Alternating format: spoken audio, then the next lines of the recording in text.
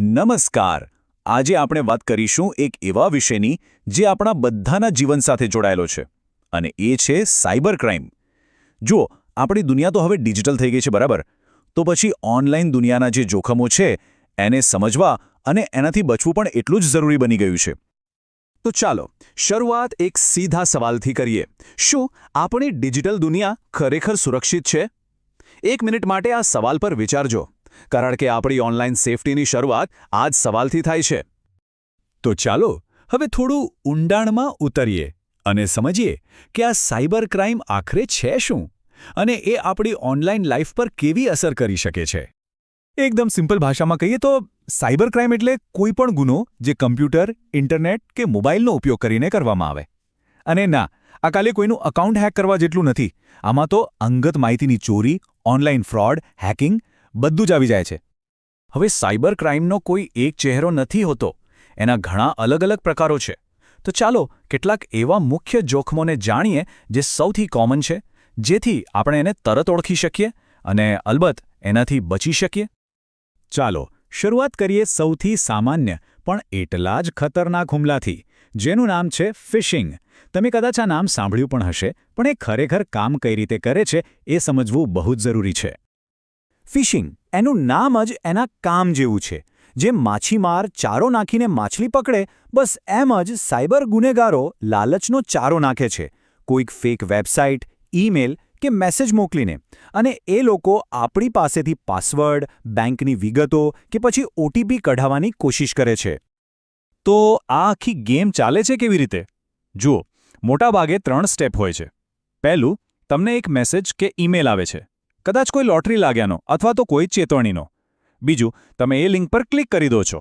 અને બસ ત્રીજા સ્ટેપમાં જેવી તમે તમારી માહિતી ભરો, એ સીધી ચોર પાસે પહોંચી જાય છે. આટલું સિમ્પલ છે, અને એટલે જ આનાથી બચવા માટે આ પ્રોસેસ સમજવી જરૂરી છે. ફિશિંગ તો જોયું, પણ હવે વાત કરીએ એક એનાથી પણ ગંભીર ખતરાની. નામ છે રેન્સમવેર. આ તો સમજો કે એક જાતની ડિજિટલ દુનિયાની કિડનેપિંગ છે, પણ અહીં માણસને નહીં, તમારી ફાઇલોને બંધક બનાવવામાં આવે છે. રેન્સમવેરમાં શું થાય છે કે હેકર્સ તમારી કમ્પ્યુટર કે મોબાઈલની બધી જ ફાઇલ્સ, ફોટા, ડોક્યુમેન્ટ્સ બધું જ લોક કરી દે છે. પછી એને પાછી ખોલવા માટે એ લોકો તમારી પાસે પૈસા માંગે છે. આ એક રીતે ખંડણી જ છે, અને મોટાભાગે આ પૈસા બિટકોઇન જેવી ક્રિપ્ટોકરન્સીમાં માંગવામાં આવે છે. હેકિંગ અને ડેટા ચોરી, આ બે શબ્દો આપણે ઘણીવાર એકબીજાની જગ્યાએ વાપરીએ છીએ, પણ એમાં થોડો ફરક છે. હેકિંગ એટલે કોઈના ડિજિટલ ઘરમાં, એટલે કે કમ્પ્યુટર કે એકાઉન્ટમાં જબરદસ્તી ઘૂસવું. અને એકવાર કોઈ ઘૂસી ગયું પછી એ ત્યાંથી જે કિંમતી સામાન ઉઠાવે, એટલે કે આપણી પર્સનલ માહિતી, ફોટા કે ડોક્યુમેન્ટ્સ, એને કહેવાય ડેટા ચોરી. તો હેકિંગ એ પહેલું પગલું છે અને ડેટા ચોરી એનું પરિણામ. આ તો થઈ મોટી વાતો, પણ બીજા પણ કેટલાક ખતરા છે, જેમ કે ઓનલાઈન ફ્રોડ, સસ્તી લોન, નોકરી કે લોટરીની લાલચ આપીને પૈસા પડાવી લેવા, આ બધું. અને હા, સાયબર બુલિંગને તો ભૂલી જ ન શકાય. સોશિયલ મીડિયા પર કોઈને હેરાન કરવું, ધમકાવવું કે અપમાનિત કરવું, એ પણ એટલો જ ગંભીર ગુનો છે. ઓકે, તો અત્યાર સુધી આપણે પ્રોબ્લેમ્સની વાત કરી, પણ હવે સૌથી અગત્યનો સવાલ, આ બધાથી બચવું કઈ રીતે? ચાલો હવે આપણે સોલ્યુશન્સ પર ફોકસ કરીએ. આપણે આપણી ડિજિટલ સુરક્ષા માટે શું શું કરી શકીએ એ જોઈએ. વિચારો કે તમારી ઓનલાઈન દુનિયા એક કિલ્લો છે. એને મજબૂત બનાવવા માટે આ 3 પાયા સૌથી જરૂરી છે. નંબર 1, દરેક એકાઉન્ટ માટે અલગ અને strong password. Number 2, 2 step verification ચાલુ રાખો. આ એક એક્સ્ટ્રા સિક્યોરિટી લેયર છે. અને નંબર 3, આ તો ગોખી જ લો. તમારો ઓટીપી કે પાસવર્ડ ક્યારેક કોઈની પણ સાથે શેર ન કરો, ભલેને સામેથી બેંકનો મેનેજર બનીને જ કેમના ફોન આવ્યો હોય. હવે જુઓ, નબળો પાસવર્ડ અને મજબૂત પાસવર્ડમાં જમીન આસમાનનો ફરક છે. પાસવર્ડ કે 12345678 જેવો પાસવર્ડ તો એવો છે જાણે તમે ઘરના દરવાજા પર તાળું જ ન માર્યું હોય, કોઈ પણ આવીને ખોલી જાય. પણ એક સ્ટ્રોંગ પાસવર્ડ, જેમાં capital letter, small letter, number અને સિમ્બોલ બધું મિક્સ હોય, એ એક મજબૂત તિજોરી જેવો છે. એને તોડવો લગભગ અશક્ય બની જાય છે. ખાલી સારો પાસવર્ડ રાખી દેવાથી કામ નહીં પતે. અમુક સારી ડિજિટલ આદતો પણ પાડવી પડશે. જેમ કે ગમે તેવી અજાણી લિંક કે એપ પર ક્લિક કરવાનું ટાળો. સોશિયલ મીડિયા પર બહુ વધારે પર્સનલ માહિતી શેર ન કરો.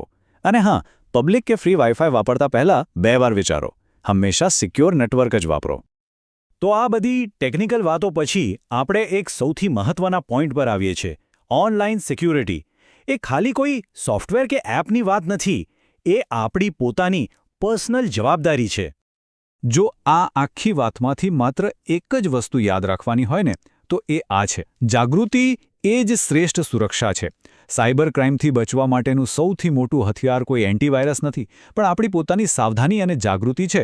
જો આપણે એલર્ટ રહીશું તો મોટાભાગના હુમલાઓને તો એમનેમ જ નિષ્ફળ કરી શકીશું. આનો સીધો અર્થ એ જ છે કે આપણી સુરક્ષા આપણા પોતાના હાથમાં છે. આપણે કોઈ ઘટના બને અને એનો ભોગ બનીએ એની રાહ જોવાની જરૂર નથી.